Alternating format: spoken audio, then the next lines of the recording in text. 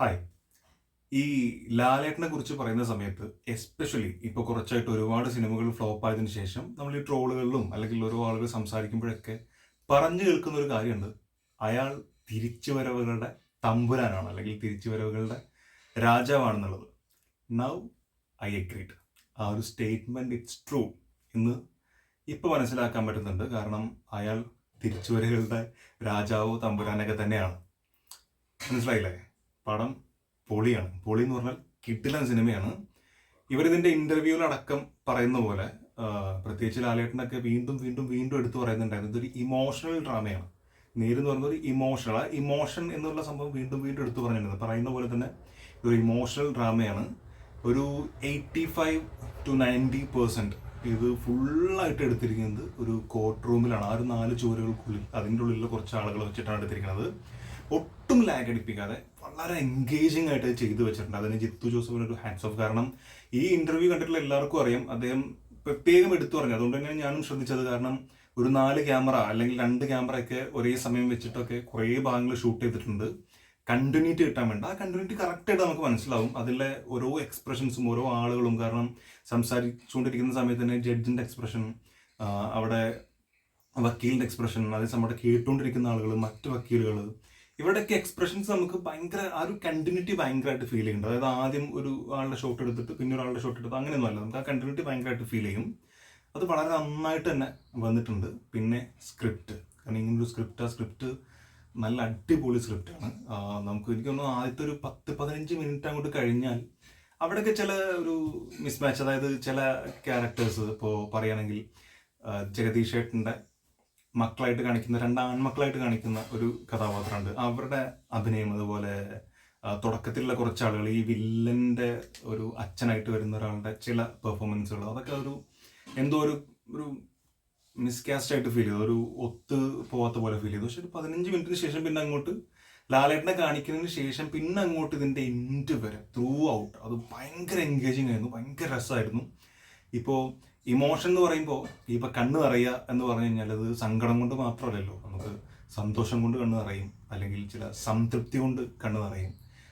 ചില സ്ഥലങ്ങളിൽ കുറേ കഷ്ടപ്പെട്ട് ഞാനിത് നേടിയല്ലോ എന്ന് തോന്നുമ്പോൾ ഒരു സന്തോഷം വരാനുണ്ട്. അല്ലെങ്കിൽ പഴയ കഷ്ടപ്പാടുകൾ ആലോചിക്കുമ്പോൾ നമ്മൾ നല്ലൊരു പൊസിഷനിൽ എത്തുമ്പോൾ പഴയ സങ്കടങ്ങൾ ആലോചിച്ചിട്ടൊരു ഒരു സന്തോഷവും ഇതിലും കൂടെ മിക്സ് ചെയ്തൊരു കണ്ണ് നിറയുന്നുണ്ട്. ഞാൻ എന്തുകൊണ്ട് ഇത് ഇങ്ങനെ പറയുന്നത് വെച്ചാൽ, ഈ സംഭവങ്ങളെല്ലാം ഈ സിനിമയിൽ നമുക്ക് ഫീൽ ചെയ്യാനുണ്ട്. ഒരുപാട് സ്ഥലങ്ങളിൽ ആ സങ്കടം കൊണ്ടും സന്തോഷം കൊണ്ടും സംതൃപ്തി കൊണ്ടും ഒക്കെ നമുക്ക് കണ്ണ് നിറയുന്നുണ്ട്. എന്ന് വെച്ചാൽ കണ്ണ് നിറഞ്ഞൊഴുകി അങ്ങനെയല്ല പറയുന്നത്, നമ്മുടെ കണ്ണ് ചെറിയൊരു നനവ് പടരും.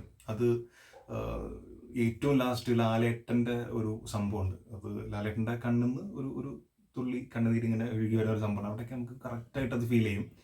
പിന്നെ ഇതിലെ സോങ് റൂഹെ എന്ന് പറഞ്ഞിട്ടുള്ള സോങ്, ആ സോങ് പ്ലേസ് ചെയ്തിരിക്കുന്ന സമയം, അത് ആ തിയേറ്ററിൽ ഇരുന്ന് ഇങ്ങനെ, ഞാനത് ഇതിലുള്ള റിയാക്ഷൻ ഇട്ട സമയത്തേ പറഞ്ഞിട്ടുണ്ടായിരുന്നു അത് ഭയങ്കര ഫീൽ ആവാൻ സാധ്യത ഉണ്ടെന്ന്. പറഞ്ഞ പോലെ തന്നെ ആ കാർത്തിക്കിന്റെ വോയിസും അതിന്റെ ബാക്ക്ഗ്രൗണ്ടിൽ വരുന്ന ആ ഒരു സംഭവം എല്ലാം കൂടി നമ്മളെ ഇമോഷണലി ഭയങ്കരമായിട്ട് ആ ഒരു സിനിമയിലേക്ക് ഇറക്കി കൊണ്ടുപോയിട്ടുണ്ട്. കാരണം അത്രയും നേരമുള്ള പെർഫോമൻസുകളും അത്രയും നേരമുള്ള നമ്മുടെ ഉള്ളിലുള്ള മറ്റെല്ലാ ഇമോഷൻസും കൂടി ഒരുമിച്ച് ഒരു വല്ലാത്ത അവസ്ഥയിലേക്ക് വരുന്നൊരു ഫീല് പേഴ്സണലി എനിക്ക് അനുഭവപ്പെട്ടിട്ടുണ്ടായിരുന്നു.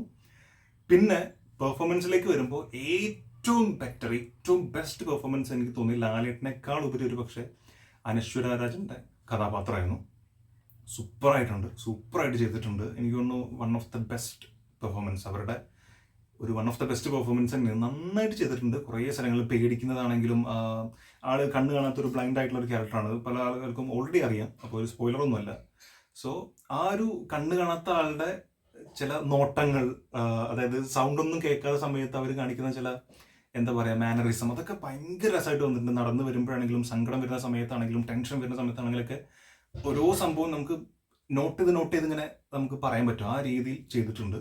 പിന്നെ ഓഫ് കോഴ്സ് ലാലേട്ടൻ തുടക്കത്തിൽ പറഞ്ഞ പോലെ ഒരു ഭയങ്കരമായിട്ടുള്ള കംബാക്കാണ്, നന്നായിട്ട് ചെയ്തിട്ടുണ്ട്. ഇപ്പോൾ കുറേ സിനിമകളിൽ പ്രത്യേകിച്ച് ഓടിയതിനു ശേഷം ആ ഒരു എന്തുകൊണ്ടാണ് പറഞ്ഞു വെച്ചാൽ, ആ ഒരു മുഖത്ത് വന്ന മാറ്റങ്ങൾക്ക് ശേഷം നമുക്ക് കുറേ സംഭവങ്ങൾ അത് ഒട്ടും കൺവിൻസിങ് അല്ലാതെ സാറ്റിസ്ഫൈഡ് അല്ലായിരുന്നു. സങ്കടം വരുമ്പോഴൊന്നും നമുക്കത് അങ്ങനെ ഭയങ്കരമായിട്ട് അത് കിട്ടില്ല. പഴയ ലാലേട്ടൻ കരഞ്ഞ് നമ്മൾ കൂടെ കരയും, അല്ലെങ്കിൽ ലാലേട്ടൻ്റെ മുഖത്ത് വരുന്ന പല ഇമോഷൻസും നമുക്ക് അറിയാലോ. അപ്പൊ അതൊക്കെ വീണ്ടും ഒരു പരിധി വരെ ഇതിൽ തിരിച്ചു വന്നിട്ടുണ്ട് എന്ന് പറയാം. കംപ്ലീറ്റ് ആയിട്ടെന്ന് പറയുന്നില്ല, എന്നാലൊരു ഭയങ്കര ഒരു സന്തോഷമുണ്ട് അത് കാണുമ്പോൾ. അദ്ദേഹത്തിന്റെ ഒരു പഴയ പെർഫോമൻസിലേക്കുള്ള തിരിച്ചുപോക്ക് കാണുമ്പോൾ ഭയങ്കരമായിട്ട് സന്തോഷമുണ്ട്. അത് നന്നായിട്ട് തന്നെ കാണാം. ഒരു 4-5 സ്ഥലങ്ങളിൽ കയ്യടിയോട് കൂടിയാണ് കണ്ടത്. ഹോൾ ആ ഒരു തിയേറ്റർ മുഴുവൻ അവിടെ ഉണ്ടായിരുന്ന എല്ലാ പ്രേക്ഷകരും കൈയടിക്കുന്നത് കാണാൻ പറ്റി. അതിലും സന്തോഷമുണ്ട്.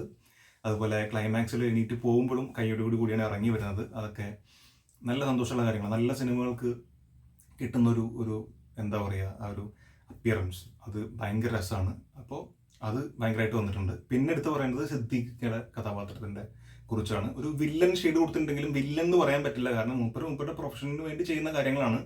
വില്ലനിസം കുറേയൊക്കെ ഉണ്ടെങ്കിൽ പോലും ഒരു സ്ഥലത്ത് മകളുമായിട്ട് സംസാരിക്കുന്ന, അത് പ്രിയാമണി മകളായിട്ടാണ് വരുന്നത്, മകളുമായിട്ട് സംസാരിക്കുന്ന ഒരു സ്ഥലത്ത് പറയുന്നുണ്ട്, ഇത് നമ്മുടെ പ്രൊഫഷൻ ഇതാണ്, വി ആർ ലോയേഴ്സ്, സോ നമ്മളെന്താ ചെയ്യേണ്ടത് നമ്മൾ ചെയ്തിട്ട് പോവുക എന്നുള്ളത് പറയുന്നുണ്ട്. സോ അങ്ങനെ വില്ലൻ എന്നുള്ള രീതിയിൽ പറയാൻ പറ്റില്ല. എന്നാൽ പോലും ഒരു വില്ലൻ ഷെയ്ഡ് കൊടുത്തിട്ടുണ്ട്. ഭയങ്കര ഗംഭീരമായിട്ടാണ് അഭിനയിച്ചിട്ടുണ്ട്. ഓഫ് കോഴ്സ് എല്ലാ സമയത്തും നന്നായിട്ട് ചെയ്യുന്ന ഒരാളാണ്. പ്രിയാമണി ആണെങ്കിലും ഉള്ള ഭാഗം ഗംഭീരമായിട്ട് ചെയ്തിട്ടുണ്ട്. ഈ ലാസ്റ്റ് ഭാഗത്തേക്കൊക്കെ വരുമ്പോൾ സൂപ്പറായിട്ട് ചെയ്തിട്ടുണ്ട്. ലാലേട്ടനെ നിർത്തിപ്പൊരിക്കുന്ന രീതികളൊക്കെ കുറേ സംഭവങ്ങളും നോട്ടങ്ങളും ഒക്കെ ഉണ്ട്. അതൊക്കെ അടിപൊളിയായിട്ട് വന്നിട്ടുണ്ട്. ആൻഡ് ജഡ്ജായിട്ട് വന്നിട്ടുള്ള ആള് സൂപ്പറായിരുന്നു. ഇൻ്റർവ്യൂവിൽ ഇവർ ഇതുപോലെ പറഞ്ഞിട്ടൊരു കാര്യമായിരുന്നു, ജഡ്ജിൻ്റെ കാസ്റ്റിംഗ് അടിപൊളിയായിരുന്നു എന്നുള്ളത്.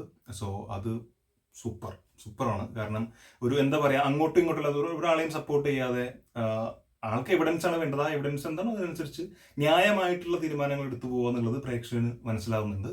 അത് നന്നായിട്ട് വന്നു. പിന്നെ ജഗദീഷ് ഒരു പക്ഷേ ഇതുവരെ ചെയ്തിട്ടുള്ള കഥാപാത്രങ്ങളിൽ നിന്ന് ഡിഫറെൻ്റ് ആയിട്ടുള്ള ഒരു ക്യാരക്ടറാണ്. അച്ഛനായിട്ട് കുറേ ചെയ്തിട്ടുണ്ടെങ്കിൽ പോലും ഇത് മറ്റൊരു ഷെയ്ഡുള്ള ഒരു തരം കഥാപാത്രമാണ്. നന്നായിട്ട് ചെയ്തിട്ടുണ്ട്. ആ ഒരു എന്താ പറയുക, ഒരു തുടക്കം മുതൽ അവസാനം വരെ ആ ഒരു ക്യാരക്ടറിന് എന്തൊക്കെയാണോ വേണ്ടത് അതിൻ്റെ ആ ഒരു മീറ്ററിൽ തന്നെ പിടിച്ച് ചെയ്തിട്ടുണ്ട്.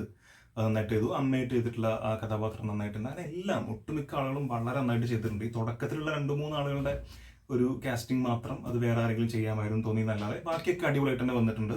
പിന്നെ വീണ്ടും എടുത്തു പറയേണ്ടത് കോർട്ടിലെ ഓരോ ഷോട്ടുകളാണ്. അത് ഈ പറഞ്ഞ പോലെ ആ ഒരു ജസ്റ്റ് അവിടെ മാത്രം ഒരു 85% പോട്ടെ 90% കഥ ഒരു കോർട്ട് റൂമിൽ മാത്രം നടക്കുക എന്ന് പറയുമ്പോൾ അത് പ്രേക്ഷകനെ ഒട്ടും ബോറടിപ്പിക്കാതെ നമുക്ക് ഒരിക്കലും തോന്നുന്നില്ല ഈ ഷോട്ട് നേരത്തെ കണ്ടല്ലോ എന്നൊന്നും ഒരിക്കലും തോന്നുന്നില്ല. ഞാൻ അത്രയും ശ്രദ്ധിച്ചു അത്.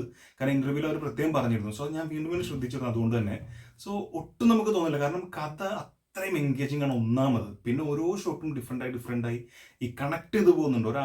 ഒരാൾ ഒരു കൗണ്ടർ പറഞ്ഞാൽ അല്ലെങ്കിൽ ഒരാൾ ഡയലോഗ് പറഞ്ഞാൽ അതിൻ്റെ ആ ഒരു കണക്ഷൻ ഡയറക്റ്റ് മറ്റുള്ള ആളുകളുടെ എക്സ്പ്രഷനിലേക്ക് നമുക്ക് പടരുന്നത് കാണാൻ പറ്റുന്നുണ്ട്. അത്ര നന്നായിട്ട് ചെയ്തിട്ടുണ്ട്. So it's A wonderful movie. അത് ഇഷ്ടപ്പെടാത്ത ആളുകൾ ഉണ്ടാവും എന്ന് എനിക്ക് തോന്നുന്നില്ല. സോ സത്യസന്ധമായിട്ട് പറയുകയാണ്, ഇറ്റ്സ് എ സൂപ്പർ മൂവി. കണ്ട ആളുകളുണ്ടെങ്കിൽ തീർച്ചയായിട്ടും നിങ്ങളുടെ അഭിപ്രായങ്ങൾ എന്താണുള്ളത് കമന്റിൽ രേഖപ്പെടുത്തുക. ഇപ്പോൾ ഈ എല്ലാവരും പറഞ്ഞ പോലെ മലൈക്കോട്ടെ വാലിബന് മുമ്പ് ലാലേട്ടൻ അല്ലെങ്കിൽ ജിത്തു ജോസഫ് ലാലേട്ടനെ വെച്ച് നേരെന്ന് പറഞ്ഞ സിനിമയിലൂടെ ഒന്ന് ഞെട്ടിച്ചിട്ടുണ്ട്. ഇനി കാത്തിരിക്കേണ്ടത് മലൈക്കോട്ടെ വാലിബനാണ്. എന്തായാലും ഈ സിനിമയുടെ അഭിപ്രായങ്ങൾ മറക്കാതെ കമന്റിൽ രേഖപ്പെടുത്തുക. എനിക്ക് ഇഷ്ടപ്പെട്ടു. ഒരു 8.5 ഔട്ട് ഓഫ് 10 ആണ് ഞാൻ കൊടുക്കാൻ ആഗ്രഹിക്കുന്നത്. സോ വീഡിയോ ഇഷ്ടപ്പെടുന്നുണ്ടെങ്കിൽ ദയവായിട്ടൊന്ന് സബ്സ്ക്രൈബ് ചെയ്ത് സപ്പോർട്ട് ചെയ്യുക, ലൈക്ക് ചെയ്യുക, ഷെയർ ചെയ്യുക. നിങ്ങളുടെ വിലയേറിയ എല്ലാ കമന്റുകളും മറക്കാതെ രേഖപ്പെടുത്തുക. Thanks for watching. അടുത്ത വീഡിയോ കാണുന്നവരെ.